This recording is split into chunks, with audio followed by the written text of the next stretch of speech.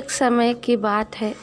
एक पंडित जी कई वर्षों तक शास्त्रों का अध्ययन कर काशी से अपने गांव लौटे।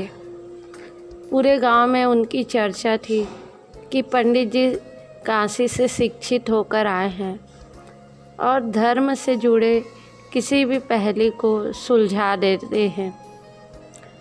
यह बात एक किसान ने सुनी और किसान दौड़ा दौड़ा पंडित जी के पास आया और पंडित जी से पूछा कि पाप का गुरु कौन है।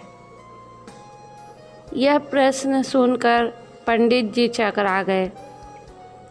उन्होंने आज तक तो धर्म गुरु, अध्यात्म गुरु, योग गुरु सुने थे, पर पाप का गुरु कौन होता है उन्हें समझ नहीं आया। पंडित जी को लगा कि उनका अध्ययन अभी अधूरा है, इसलिए वे फिर से काशी लौट गए।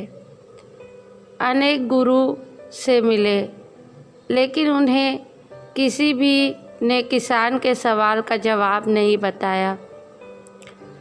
अचानक पंडित जी की मुलाकात एक वैश्या से हो गई।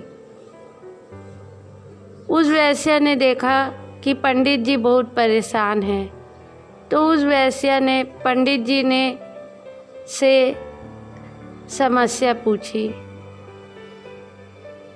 तो पंडित जी ने उन्हें अपनी समस्या बता दी।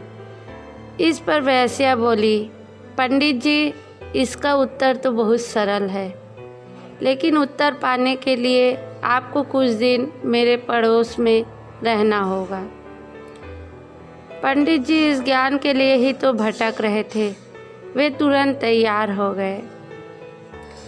वैश्या ने अपने पास ही उनके रहने की अलग से व्यवस्था कर दी। पंडित जी किसी के हाथ का बना खाना नहीं खाते थे। अपने नियम, आचार एवं धर्म परंपरा के कट्टर अनुयायी थे। वैश्या के घर में भी रहकर वे अपने हाथ से खाना बनाकर खाते। कुछ दिन तो बड़े आराम से बीते, लेकिन सवाल का जवाब अभी भी नहीं मिला। वे उत्तर की प्रतीक्षा में थी। एक दिन वैश्या बोली, पंडित जी, आपको भोजन पकाने में बड़ी तकलीफ होती है। यहाँ देखने वाला कोई नहीं।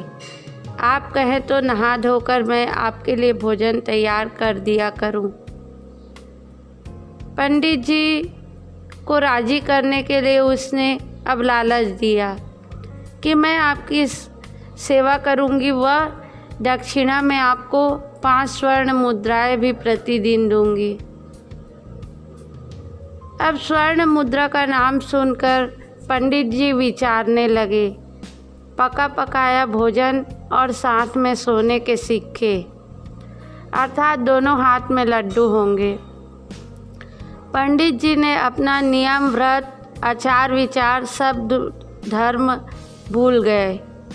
उन्होंने कहा, जैसी तुम्हारी इच्छा, बस इस बात का ध्यान रखना कि मेरे कमरे में आते जाते तुम्हें कोई ना देखे। पहले ही दिन उस वैश्या ने कई प्रकार के व्यंजन बनाए और पंडित जी के सामने परोस दिया। पर पंडित जी ज्यों ही खाने को हुए, उस वैश्या ने परोसी हुई थाली अपनी ओर खींच ली। इस पर पंडित जी क्रोधित हो गए और बोले, यह क्या मजाक है। इस पर वैश्या ने कहा, यह मजाक नहीं है पंडित जी, यह तो आपके प्रश्न का उत्तर है। यहाँ आने से पहले आप भोजन तो दूर, किसी के हाथ का पानी भी नहीं पीते थे, मगर स्वर्ण मुद्राओं के लालच में आप पानी भी पीने लगे। वह लोभ में आकर मेरे हाथ का बना खाना भी स्वीकार कर लिया। यह लोभ ही पाप का गुरु है। अब पंडित जी को अपने प्रश्न का उत्तर मिल चुका था कि पाप का गुरु लोभ है। इस कहानी से हमें यह शिक्षा मिलती है कि हमें भी किसी प्रकार के लोभ, लालच को जीवन में अपनाए बिना जीवन जीने का प्रयास करना चाहिए। सदैव प्रसन्न रहिए, जो प्राप्त है वो पर्याप्त है। धन्यवाद।